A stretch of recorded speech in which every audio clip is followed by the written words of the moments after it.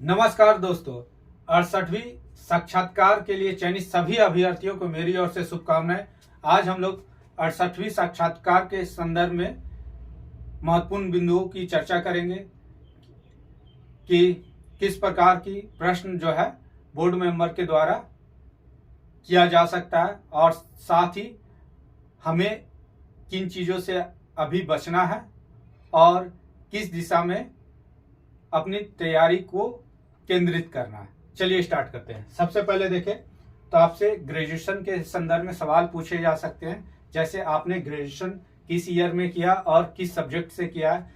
अगर किन्हीं ने हिंदी से किया है या हिस्ट्री से किया है तो वे अपने ग्रेजुएशन के संदर्भ में महत्वपूर्ण बेसिक चीज़ों को एक बार फिर से रिवाइज कर ले, ताकि उन एरिया से अगर उन आपके ग्रेजुएशन से संदर्भ में कोई भी सवाल पूछा जाता है तो आप उसे सहजतापूर्वक उसका उत्तर दे सके।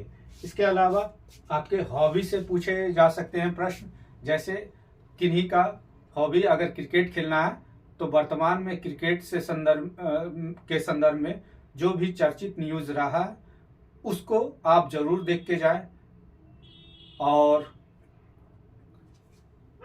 उससे रिलेटेड कोई कंडीशनल क्वेश्चन भी अगर आपसे पूछा जा रहा तो उसके लिए भी आप तैयार रहें। फिर आपने पोस्ट प्रेफरेंस में क्या क्या पोस्ट को डाला है उसकी हायरार्की जरूर याद रखें। नंबर 1 पे क्या रखे हैं, नंबर 2 पे किस पद को रखे, नंबर 3 पे आपने किस पद को रखा। इस प्रकार के प्रश्न पूछ सकते हैं। आपने टॉप प्रायोरिटी मतलब नंबर 1 पे अगर मान लीजिए किन्हीं ने DISP को रखा है तो पुलिस के संदर्भ में सारे हायरार्की जो है नीचे से लेके ऊपर तक का सब आपको आपके दिमाग में होना चाहिए। संभवतः इस प्रकार के प्रश्न आपसे किए जा सकते हैं।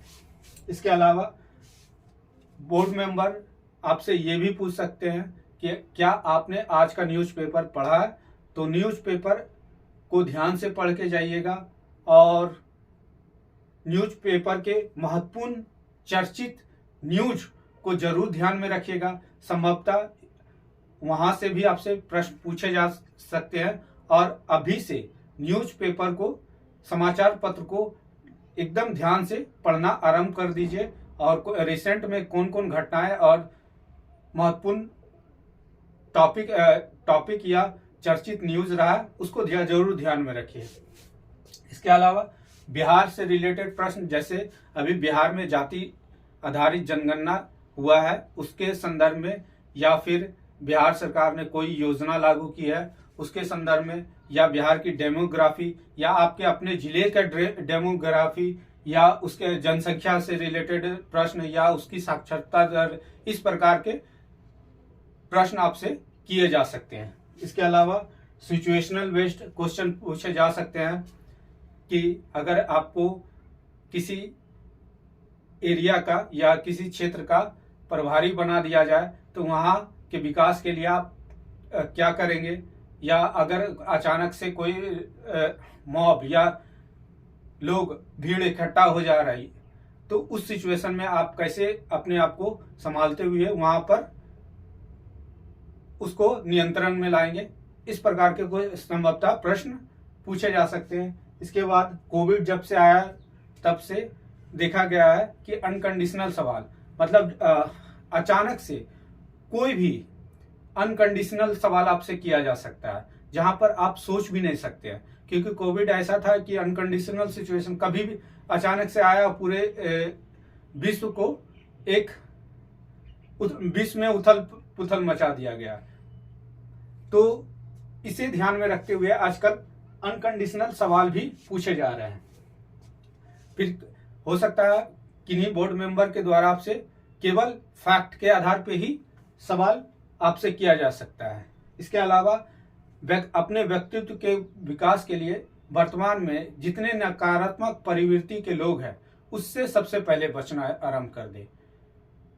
इसके अलावा सकारात्मक लोग से मिले जिनसे आप सहजतापूर्वक अपने वार्तालाप कर सके, जिनसे बात करने में आपको सहजता महसूस हो, उन लोगों से संपर्क में रहे, और जिनकी खास करके हिंदी माध्यम के छात्रों को हिंदी में बोलने में दिक्कत होती है, या कहीं ना बोलते समय कहीं ना कहीं लोकल या अन्य जो देहाती रस्टिक भाषा आ जाते हैं, ठीक है, उन सब पर थोड़ा सा ध्यान दे कि ऐसा लगे कि हम किसी बोर्ड मेंबर से एक प्रोफेशनली बात कर रहे हैं। तो इन चीज़ों पे बेसिकली आपको ध्यान देना है। इसके अलावा आपने किसी कैटेगरी से बिलोंग कर रहे हैं तो उसका सर्टिफिकेट और साथ ही ग्रेजुएशन सर्टिफिकेट, ओरिजिनल सर्टिफिकेट जरूर तैयार रखें, वहां पर आपसे मांगा जाएगा। इसके बाद हिंदी माध्यम के साथ एक समस्या यह भी देखी गई है कि सर इन करते के साथ हम क्या बोले, प्रणाम सर बोले, गुड मॉर्निंग बोले, या गुड इवनिंग बोले, गुड आफ्टरनून बोले, मतलब इस प्रकार की समस्या रही है।